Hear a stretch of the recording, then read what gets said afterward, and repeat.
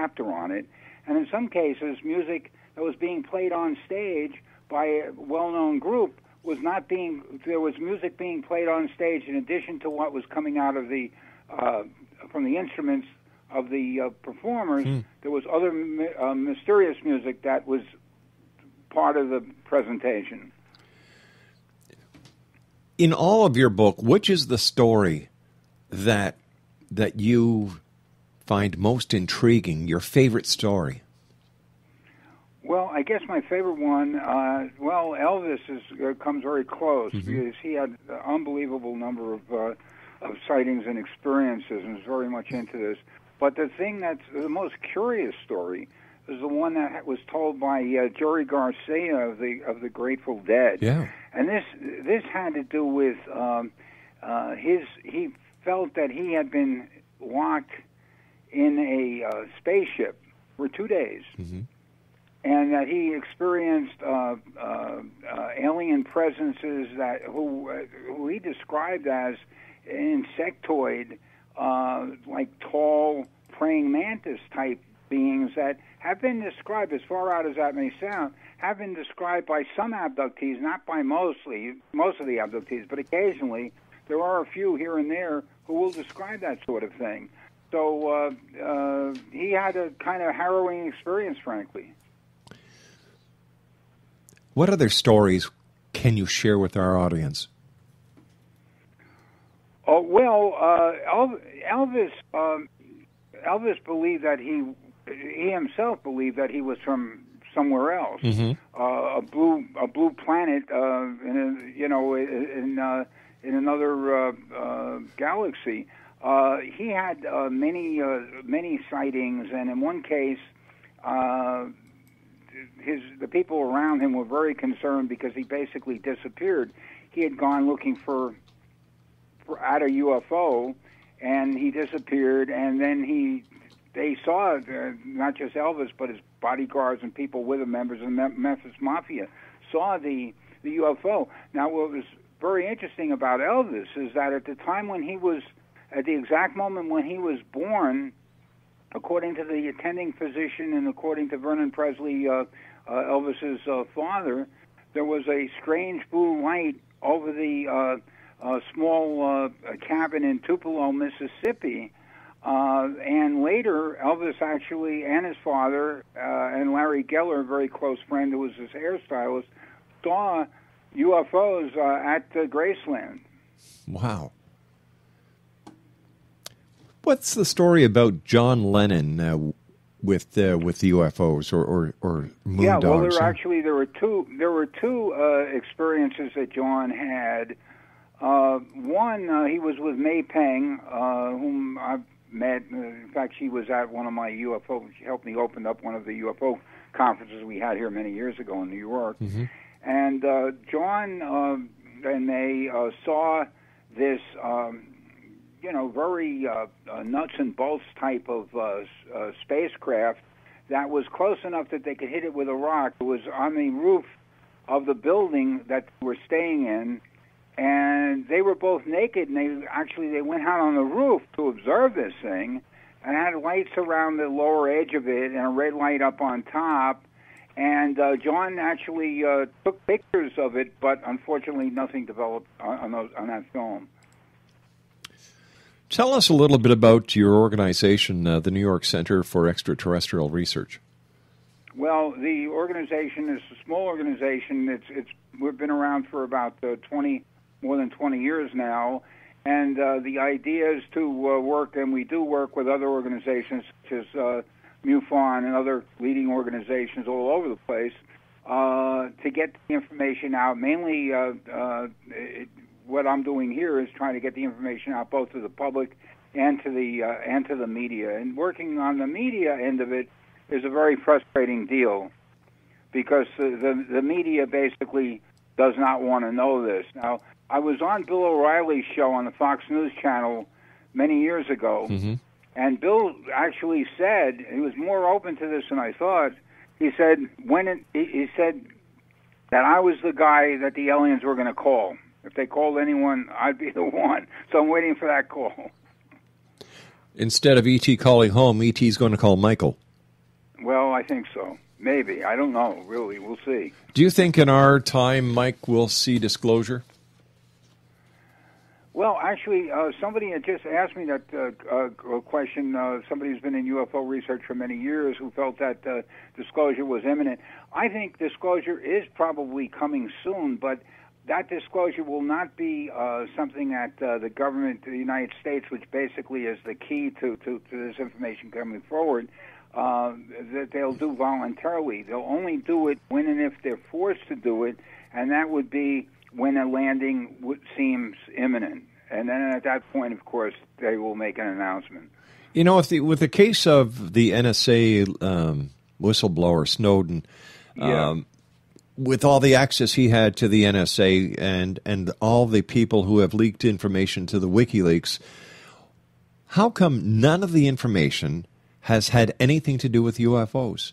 That's a good question. I have no idea what's in there. I might not want to know too much about it, but given what happened to Snowden, but or what's going to happen to him, but who knows? It's very hard to say. I mean, they can't. WikiLeaks can't be everywhere with everything, and I don't really know, but I do know that there are 400 former military people who are whistleblowers. Mm-hmm. Now, if that hasn't forced open disclosure by now, I don't know what will, unless the government, as I say, has no choice but to do it because the UFOs are coming.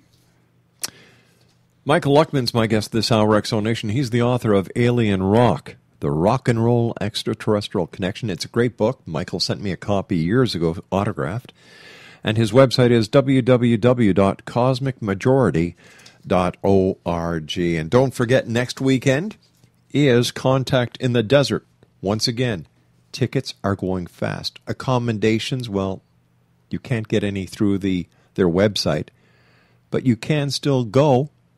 Please do. It's going to be the event that is setting the standard for every other UFO convention, ET convention from this point on. I think that's very true. Yeah. And, of course, it's going to have the who's who of ufology, extraterrestrials, alien abductee. Travis Walton is going to be there. Dr. Roger Lear, who has extricated alien implants from people. Let me see. Jim Mars is going to be there.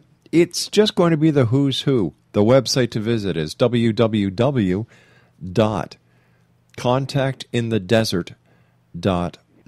That's www.contactinthedesert.net. Michael, you and I have to take our news break at the bottom of the hour. We will be back.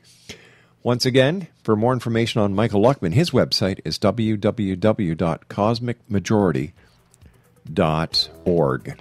We'll be back on the other side of the news as the X Zone continues with yours truly, Rob McConnell. Don't go away.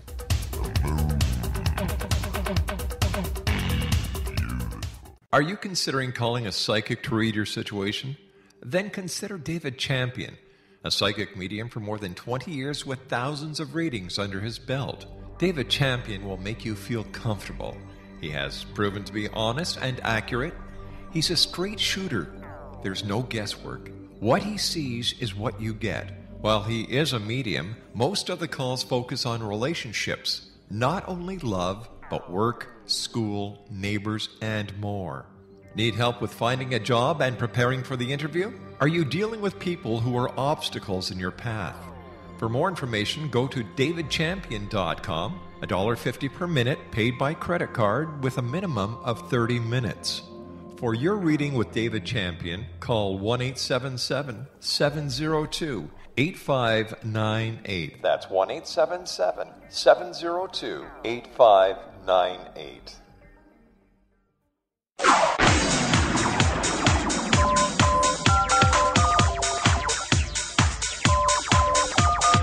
Now you can dial in to listen to the X Zone Radio Show from anywhere in the world with Rob McConnell 24/7, 365 by dialing 213-401-0080. That's 213-401-0080. If you have a mobile phone or landline, the X Zone Radio Show with Rob McConnell is now at your beck and call at 213-401-0080. That's 213-401-0080, 24/7, 365.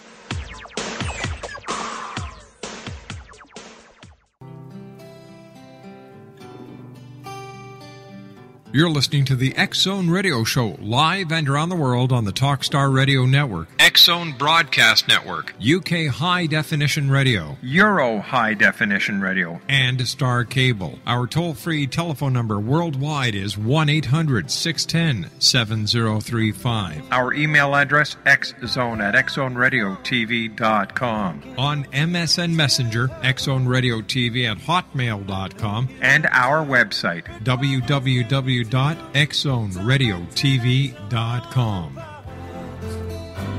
I wish I could carry your smile in my heart.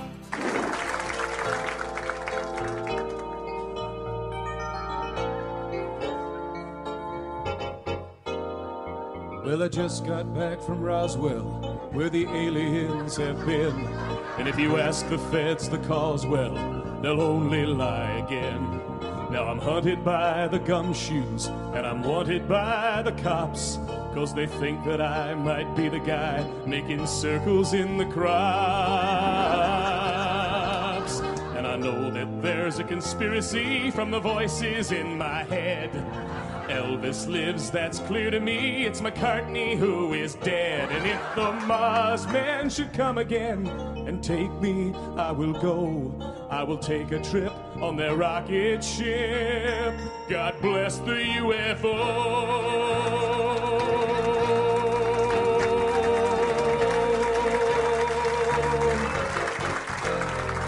Give JFK this message. It's the Cuban Army's fault. And I know that Dave Koresh is alive inside a vault.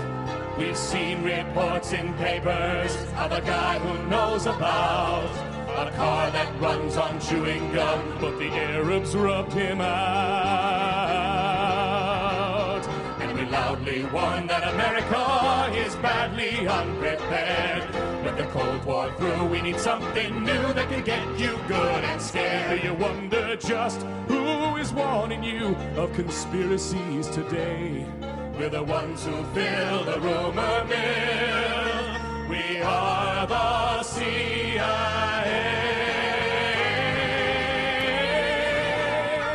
And there you have it. God bless the UFO. My guest this hour is Michael Luckman. And Michael, thanks for joining us. You and I were talking during the commercial and news break about a sighting in California that you wanted to talk about. Well, last time I was on the show, we were talking a lot about the meteor situation, whether that might or might not be tied to Planet X. Mm-hmm. There continues to be meteors that are being seen. The most latest example is this last week, where a fireball, large one, was seen by many people out in California in Orange County. And according to the Los Angeles Times, several communities emptied out into the street to see what was going on. There was a very loud boom caused by this.